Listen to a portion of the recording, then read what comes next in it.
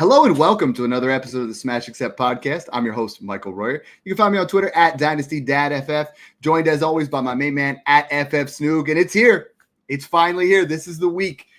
Fantasy football is right around the corner. We're going to start on this Thursday. Snoog and I are bringing you 10 insurance running backs that you must buy now because, Snoog, when you're doing your redraft, when you're doing your dynasty, these are the guys that win you leagues. Like we talk about, investing early in running backs. We talk about the wide receivers, but these guys here are the guys that are like those lottery tickets because any single one of these guys that we're going to talk about today, if the guy ahead of them goes down, they could win you leagues or they could at least be top 10 to top 24 running backs. And that's what I really love discussing on these type of players, Snoop.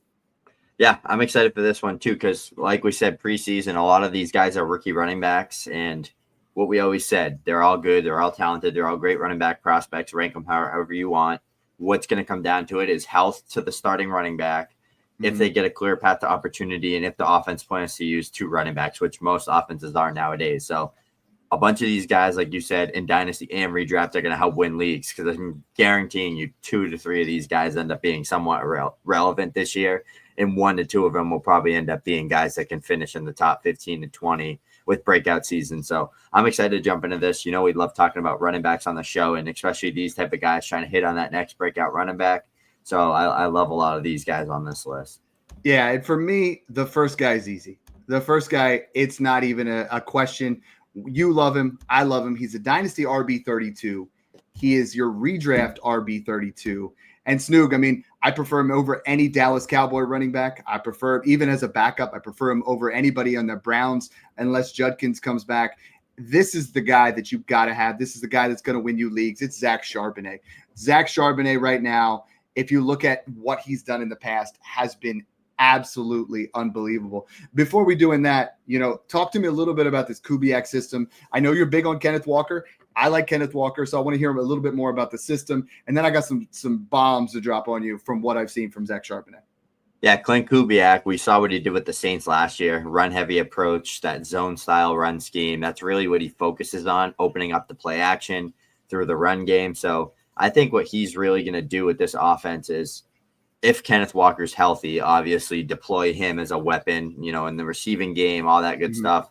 Kamara, as always, led the league in targets per game last year. Kenneth Walker was top 5. I think he was actually top 3 last year in targets per game without Clint Kubiak. So could see a big thing there. But yeah, if Kenneth Walker goes down and he's known for missing games, like this has been 3 straight years of missing games.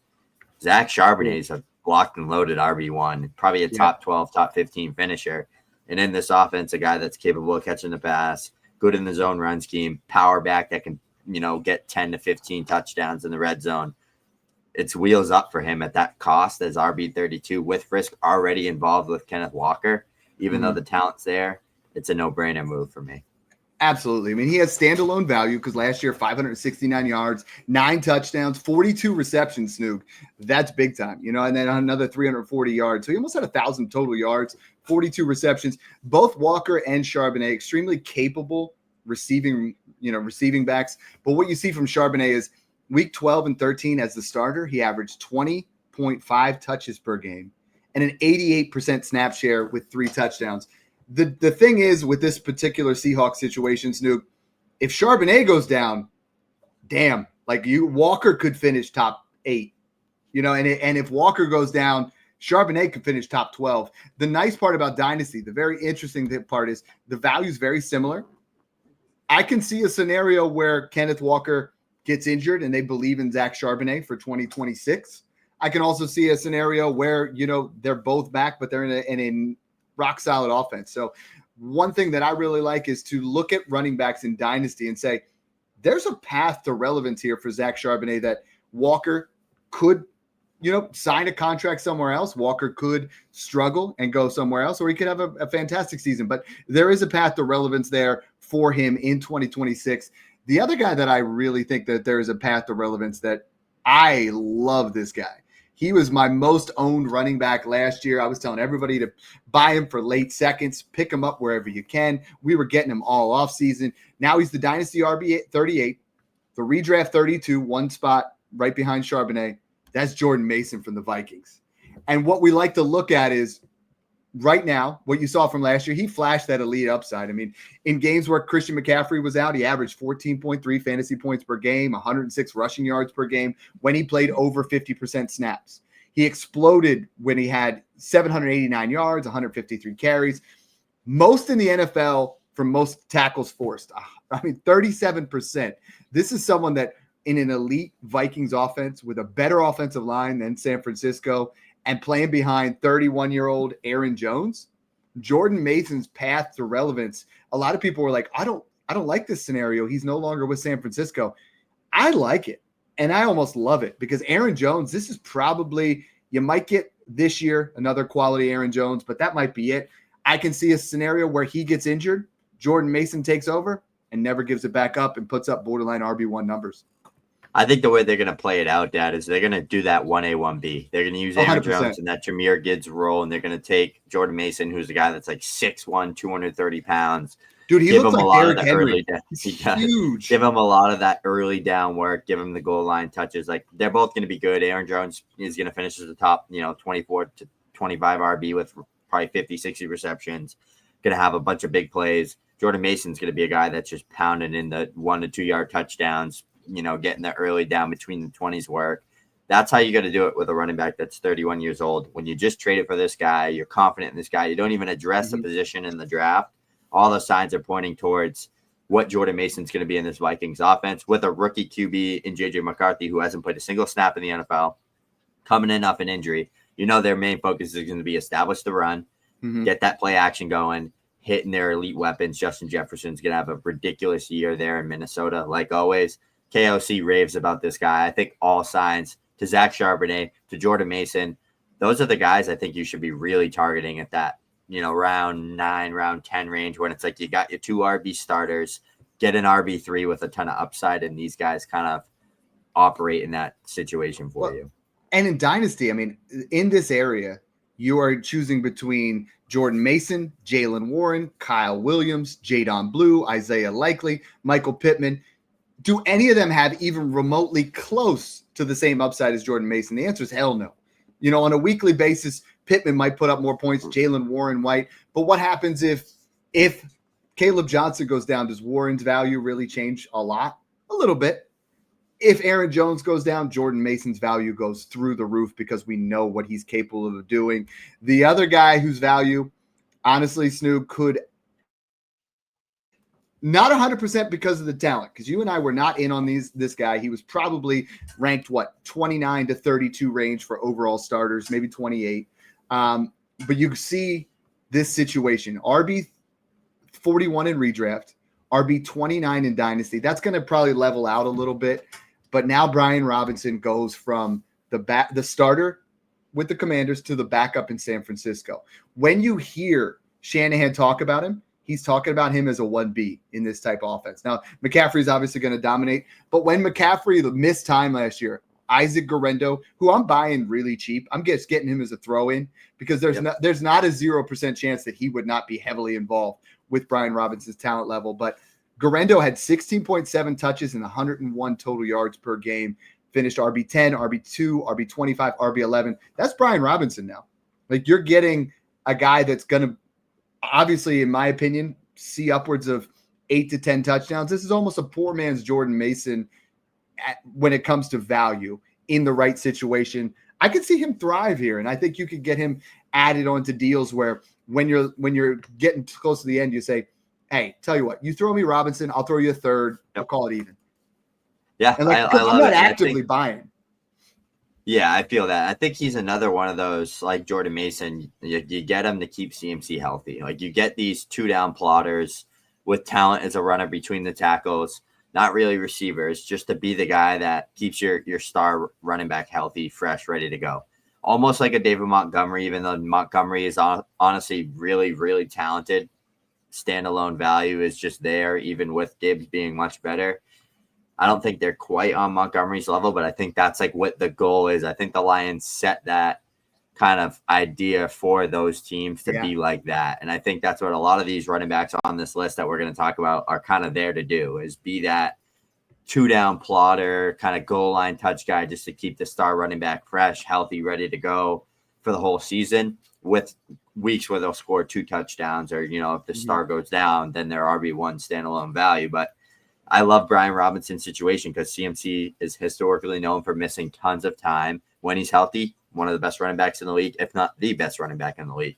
But most of the time, he's got some sort of injury lingering, or, like Jordan Mason last year was a league winner when CMC was out. Well, now Brian Robinson, if CMC's out, is a damn league winner who's going to probably score 15 touchdowns and put up 1,000 yards. So it's a bread and butter situation for him. Honestly, I think this was the best case situation for him because I don't think in Washington he was going to be anything other than like a 900-yard, 10-touchdown score at most. Well, and I think value-wise, he would have had a little bit more value as a starter, but he goes into one of the best possible situations. And just like Jordan Mason, right? He took over last year.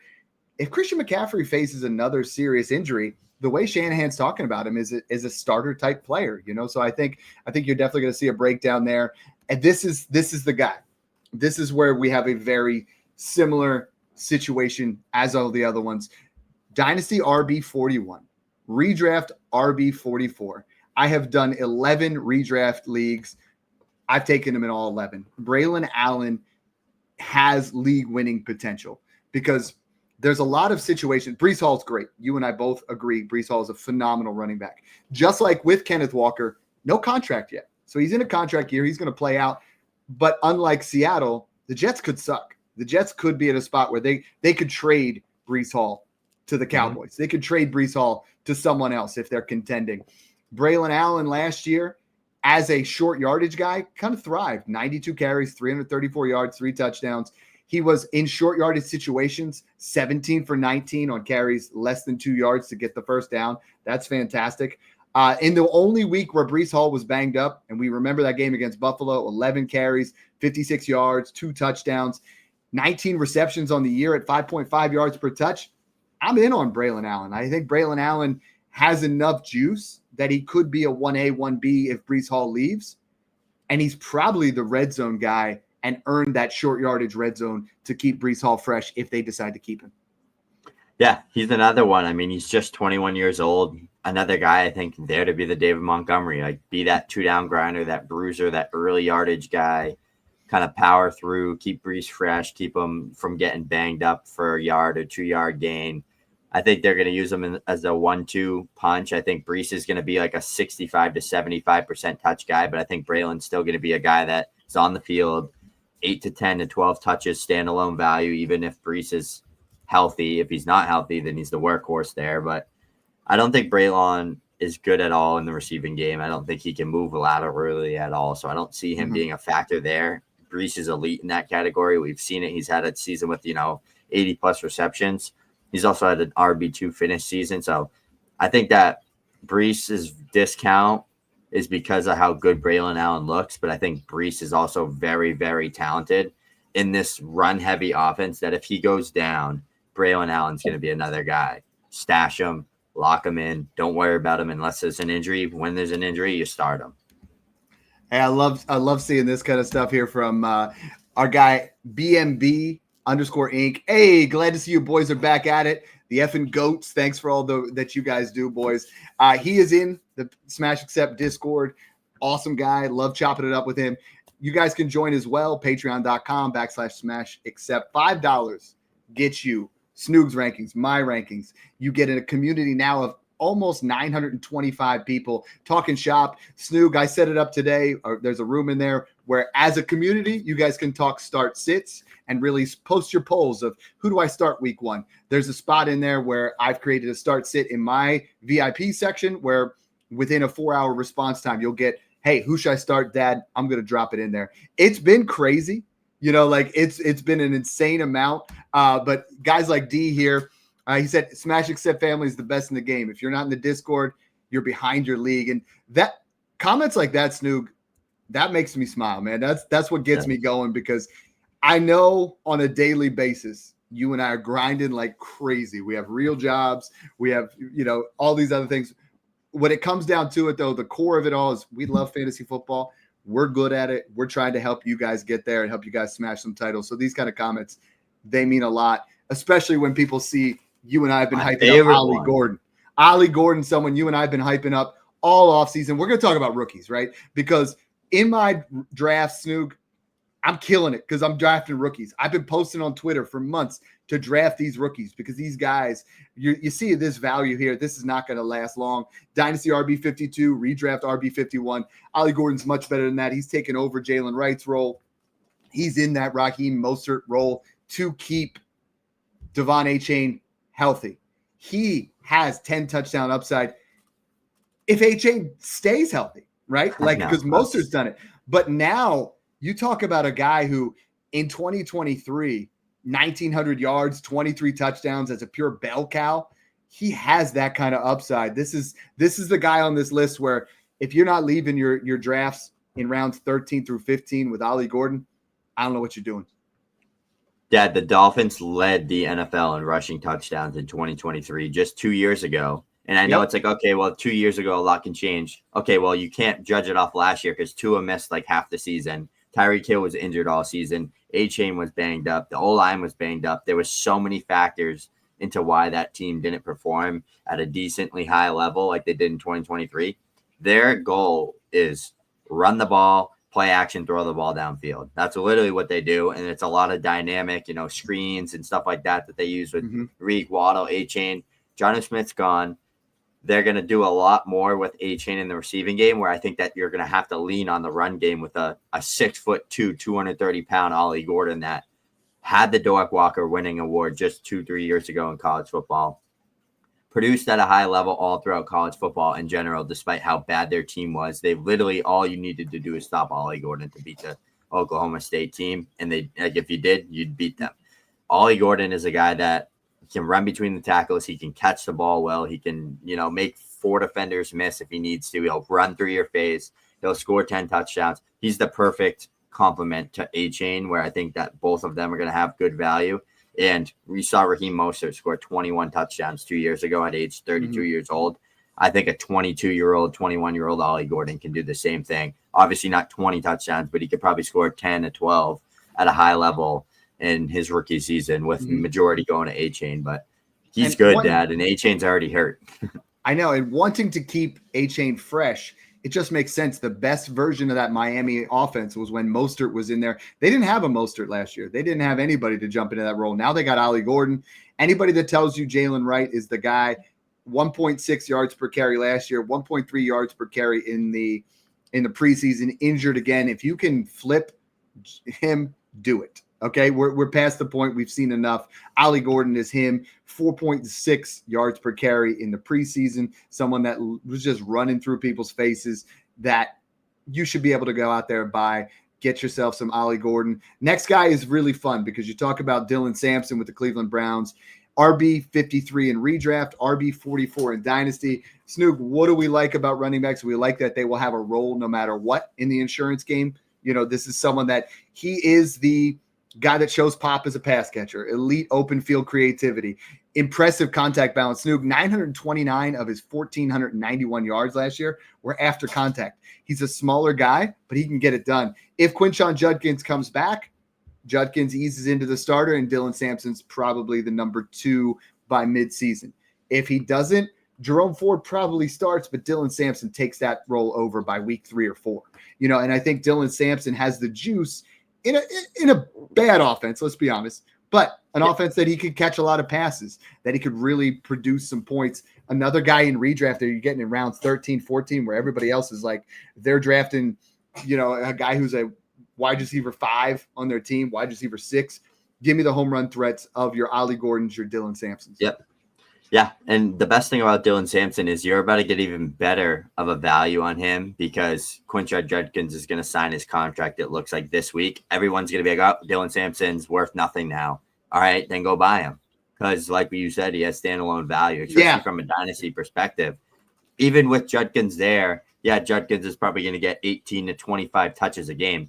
Dylan Sampson's going to get a lot of that third down work that when they're losing by 20, when Joe Flacco's throwing the ball 50 times a game, they're probably going to have Dylan Sampson in there on, third and fourth quarter when they're down by 20, catching 5, 6, 7 receiving or receptions out of the backfield, just playing in garbage time. Like we've seen it happen plenty of times with offenses like that. The next one, people are going to say something about. They're definitely going to say something because they say, oh, well, Bhayshul Tuten with the Jacksonville Jaguars is the number 3. That's fine. Like you could put him in there in that spot. The draft capital, the way that they went about drafting him is just eerily similar to what we had with Bucky Irving, where last year, you had Sean Tucker in place, you had Rachaad White in place. You're like, oh, he's just a luxury. Very similar to what we talked about before about potential trades. Travis Etienne could get traded, and to be honest, that's probably what's best for his value. Tank Bigsby could be the starter, but again, doesn't quite have the same kind of package that Bhayshul Tuten last year. Rookie running backs last year that averaged 5.9 yards per carry, 15 touchdowns, 20 receptions, and 74 fumbles. 3 guys did it. Ashton Genty, Omarion Hampton, Bhayshul Tuten. I think Bhayshul Tuten is becoming a value. You see him right now is your redraft RB48. Dynasty people see the writing on the wall a little bit, a lot like Braelon Allen is next year. Travis Etienne's probably not a Jaguar. It's kind of a foreseen thing unless he pops off and they're like, okay, we need to bring him back. But drafting Tuten says to me next year, it's Bigsby and Tuten. And I think Tuten could actually beat out Bigsby. But this is one of those rare dynasty backfields where I could buy all 3 and because they're all cheap. And then next year I could have 2 starters.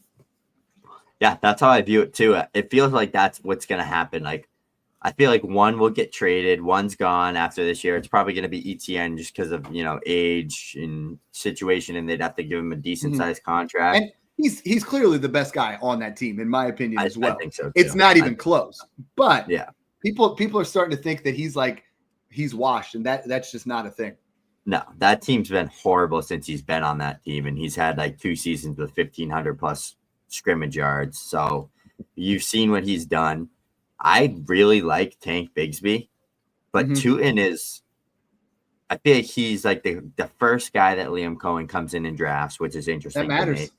It feels like he's the ETN replacement long term, and Tank Bigsby's just going to be that, like what we're talking about with Brian Robinson and Ollie Gordon and those guys. Right. Feels like that's what they're trying to kind of shape shift and mold into that Jaguars backfield is, okay, ETN's going to get the run this year. If he balls out, maybe they keep him. If not, he's gone. Tuten slides into that, ETN third down, change of pace role, and Bigsby handles all the early down stuff and in the red zone. So like we talked about, like vice versa with Bucky and Rachaad White. Rachaad White was kind of like the Tuten, and then Bigsby's kind of like the Bucky, but it almost feels like vice versa with what Liam Cohen's trying to do here. So again, a guy that, like we talked about, 4.3 home run speed, broke a ton of tackles in college, broke the wheels off the combine. It just checks a lot of boxes from that perspective where it's worth betting on the upside. I love that. People always joke around. They're like, Dad, I always see you like smiling on situations when Snoog's talking. I'm like, this is one of those ones, this show, every single player we've been hyping up in the offseason. It's coming to fruition now. And the next one for me is Ray Davis. Ray Davis, you saw his values kind of spiked all over the place because everyone's like, oh, James Cook's not gonna sign. James Cook was always gonna sign. It's just Ray Davis is a buy now. Like, he was not a buy because now he's, the Dynasty RB49, the redraft RB54. There was a point in the summer where he was the redraft like RB41 and Dynasty RB41, and now it started to level off. But here's the thing. James Cook got paid, an insurance running back. We talk about a player that can come in and can get the job done. And I think Ray Davis comes in. If James Cook goes down, you don't see a difference in actual production. In the 2 games as a starter, he scored 18.2 and 14.6. At Kentucky, absolute bell cow, 1,400 total yards, 21 touchdowns.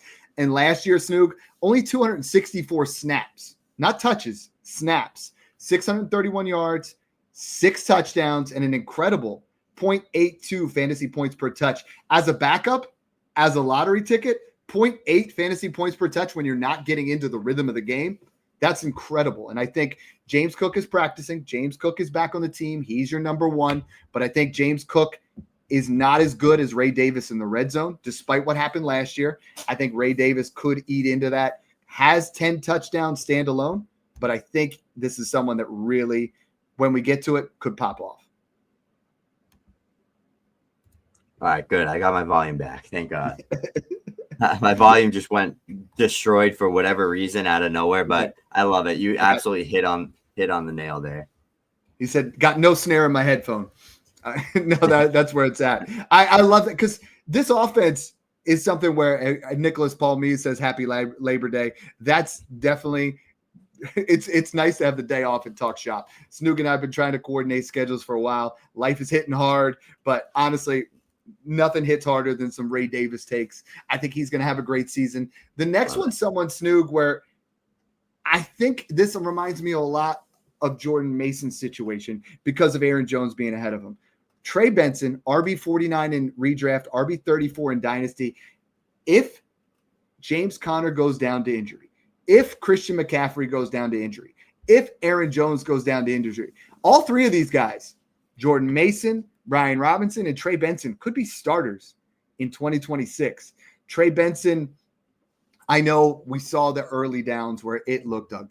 It did. Yeah. And I think early on in the season, it was not what we were looking for. You and I saw a guy at Florida State who had a ton of upside, a ton of speed, a little bit raw, but like what you end up looking as, and I started to dig a little bit deeper. Weeks 9 to 15, Snoog, 5.4 yards per carry and a 19% explosive play rate. That's pretty impressive. To go 10 plus yards, 19% of your carries. I think we see the maturation. He went from last year playing at 218 to now up to 226 to 228 range. He's putting on the weight. He's learning from James Conner. And if we get another great year from James Conner, that's great. But if he goes down, Trey Benson, he definitely has the top 24 upside.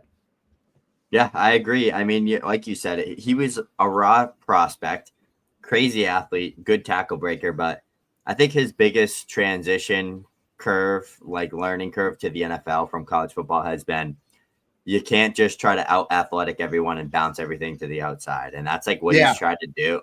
That's what he's tried to do. And he looks so undecisive in between the tackles. Like he doesn't know what to do. He's like, shit, like I just want to hit a home run. You got to reinvent it. Yeah. Yeah. You got to learn from James Conner. He's one of the best in the game at just plowing through for 5 yards every time. Like be like that a little bit more. Those home runs are going to come with your speed and explosiveness. Still a young player, but very raw, but the coaching staff talks good about him. They said that James Conner's the clear-cut guy this year, but Trey Benson's a guy that they're confident in that can take over at some point. So, again, there's a reoccurring theme here where we're really trying to bank on a lot of the running backs that are sitting behind a 29, 30, 31-year-old running back, Dad, because that's a huge thing in Dynasty. And I would add Kendre Miller to this list. We didn't get to him. He wasn't one of the top 10 names we talked about, but his biggest issue has been health. So he's finally healthy, looks great, always looks good when he plays. Another one, Kamara, 30, 31 years old, sitting behind him. So it's just that reoccurring thing because someone's going to fill that spot. That's why they were drafted. 2017 class brought us McCaffrey, Mixon, Kamara, all these guys, James Conner. And now we're like, okay, they're getting old, right? So there's got to be an heir apparent. We already see the problem with Joe Mixon there. So that's a problem in and of itself. They drafted a rookie running back. Let's talk real quick. I want your wild card must-have running back outside the Dynasty and redraft top 50. We'll call it outside redraft top 50. Dynasty, we'll go outside the top 55 running backs. Who's that for you? Okay, I'm going to talk about the guy we talked about before the show, but I did just mention Kendre Miller. He also makes this for me, but Tahj Brooks, Dad, we were talking about it behind the scenes. If Zach Moss was there, he'd be like in the top 40 RBs right now just because of the hype. Tahj Brooks is one of the best handcuffs to own. Why? Because he's on a top 5 scoring offense. He's behind just one running back in Chase Brown, who's going to absolutely smash this year. But Chase Brown's not a big guy. He's a smaller dude. Like, someone needs to take, 5 to 10 touches on the ground in between the 20s off his, maybe even 10 to 12. I think Tahj Brooks is going to be that guy. Looked great during preseason. Coaches spoke highly of him.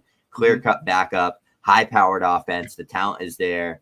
That's what I'm looking for in these type of running backs is opportunity, good offense behind one running back, not behind, 3 running backs. So I think he has a really good situation. And Kendry's a guy I've been all over for a while. Injuries has been the only thing holding him back from being this guy that we talk about, like a Brian Robinson, all these type of guys on this list to be that early down, 2-down guy. Took Alvin Kamara's lightning. So those are my guys. So I should have brought this up in the beginning, but the average starting running back missed time in 2024 was 3.3 games. So these guys are going to get opportunities. In 2021 through 2025, starting running backs have missed 1 to 2 games 30.5% of the time. Missed 3 to 4, 16.5% of the time. Missed 5 to 6, 7.5% of the time. So these players are going to give you opportunities when you have insurance running backs. You want the ones with high upside. You want the ones that can do it all. For me, it's DJ Giddens. DJ Giddens is behind oft injured Jonathan Taylor. I think he has the juice to put up an insane. I mean, I think I'm a little crazy bullish, but I think if JT were to miss time and there's no one else really there to get involved, he could be a top 12 to 15 running back. And I think you can get him dirt cheap. You get him for a third. You get him as a toss in. You get him in redraft. I keep telling everybody, do the 2-for-1 special in redraft. Everybody's dropped Jalen Coker. Go pick up Jalen Coker. Stash him on IR. Then go pick up DJ Giddens. 2-for-1. Love it. Get yourself in there. We're always trying to help you guys out, putting you guys ahead of the game, trying to make decisions like that. Where, a lot of people, I posted that, they're like, I never thought of that. We do those kind of things all the time in the Patreon. There's the link. Thanks again for tuning in and enjoy the process. Happy Labor Day, y'all.